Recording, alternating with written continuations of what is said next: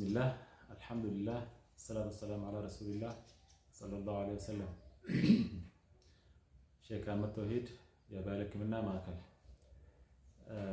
ዛሬ የሚነግራችሁ ነገር የሲንፈተ ወሲብ ነው የሚነግራችሁ።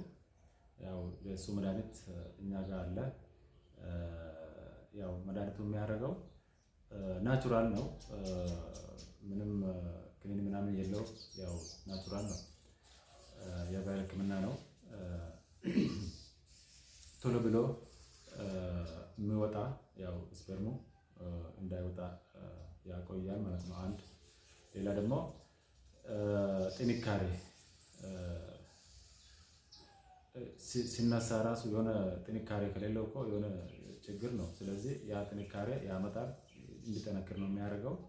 ሌላ ደግሞ ስሜት ሁሌ እንድታስታውስ ያ ስሜት ያመጣል ነው። ሁሌ ያው የመነሳት ባህሪ ሁሌ ያው ጠዋት ጠዋት ያው የወንድ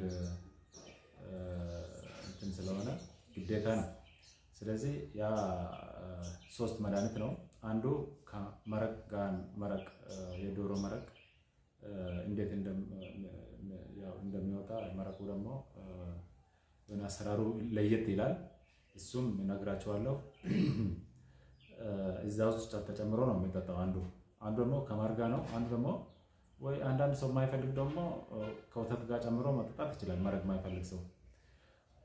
ሌላ ደግሞ አንዱ መተኛት ከሚስት ጋር መተኛት ስትፈልግ ቀን ብቻ ነው የምትጠቀመው ነው። ስለዚህ ሶስቱ መድኃኒት ያው ናቹራል ነው፣ እኔ ጋር አለ። ኢንሻአላህ መታችሁ መውሰድ ትችላላችሁ። ሰላም አለይኩም ወራህመቱላሂ ወበረካቱ።